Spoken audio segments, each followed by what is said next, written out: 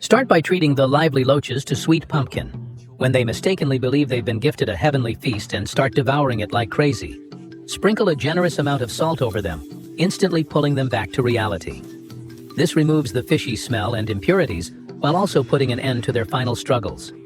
Finally, mercilessly crush the loaches, including their innards, and simmer them for a long time until they transform into a rich, spicy, and piping hot loach soup.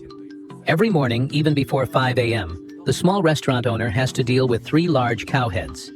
The beef heads, which have been boiled until tender while still maintaining a chewy texture, must be carefully sliced. The bones are thrown back into the pot to continue releasing their essence, while the sliced meat is cut into bite-sized pieces for later use. Some of it returns to the pot, while some is served directly as an extra topping in customers' bowls. Around the same time, a nearby seafood shop delivers bags of freshly caught, still wriggling loaches. The owner pours the loaches into a large basin and continues offering them an abundant pumpkin feast, allowing them to momentarily forget their worries in a paradise of flavors. However, this feeding method serves a purpose.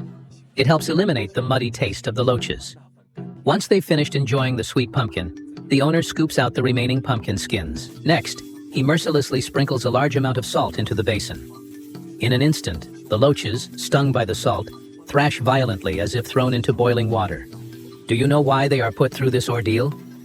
The chef then scrubs the loaches thoroughly, just like washing clothes, ensuring they are completely clean. At this stage, the loaches are still alive, but what comes next is even more brutal.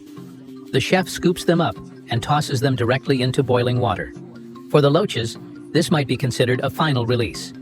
Once they are cooked, the chef retrieves them from the pot and puts them into a high-speed blender.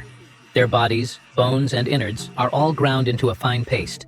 After going through another round of straining, what remains is pure nutrition and delicious essence. To enhance the depth of this nourishing soup, the thick loach broth is poured back into the pot, releasing an even richer aroma. Then, slices of radish are added for a touch of sweetness, followed by a spoonful of the restaurant's special spicy sauce, minced garlic, and salt for seasoning. When the soup is about to boil, a handful of thin wheat noodles is added to give the broth a thicker consistency.